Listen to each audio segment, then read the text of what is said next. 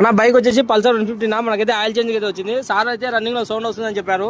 Chain cover అనేది చాలా loose అయిపోయి చైన్ తలుకొని సౌండ్ అయితే వస్తుందా. చైన్ చూడండి డై అయిపోయింది మొత్తం. చైన్ అనేది మెయింటెన్స్ లేదు. ఆయిల్ వచ్చేసి చాలా తక్కువ ఉంది. 1.4 లీటర్ కదా, మనకు వచ్చేసి 1.2 అయితే వస్తుంది. ఆయిల్ అయితే చాలా తక్కువ ఉంది, హాఫ్ లీటర్ కానీ లేదు. మెయిన్ వచ్చేసి గేర్ లో స్టార్ట్ కావట్లేదని చెప్పారు సార్ కంప్లైంట్.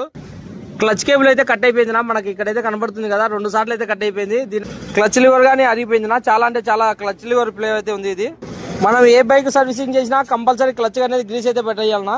ఇలా క్లచ్ గ్రీస్ పెట్టాక క్లచ్ లివర్ అయితే పోయింది. క్లచ్ స్విచ్ కానీ గేర్లో స్టార్ట్ కావట్లేదు అన్నారు. క్లచ్ స్విచ్ కి అసలు గ్రీసే లేదన్నా. మనం నీట్గా అయితే క్లీన్ చేసి గ్రీస్ అయితే అప్లై చేయాలి. కేబుల్ అయితే చూడన్నా 2 సార్లు అయితే కట్ అయింది. దీనివల్ల మనకు క్లచ్ అనేది హార్డ్గా ఉంది.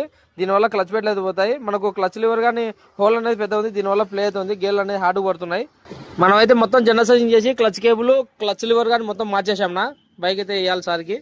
బైక్ అయితే టోటల్ ఫిట్టింగ్ అయిపోయింది. సార్కి అయితే ఇస్తున్నాం. ఓకేనా, మన వీడియో నచ్చితే లైక్ చేయండి, షేర్ చేయండి, మన ఛానల్ని సబ్స్క్రైబ్ చేయండి అన్న.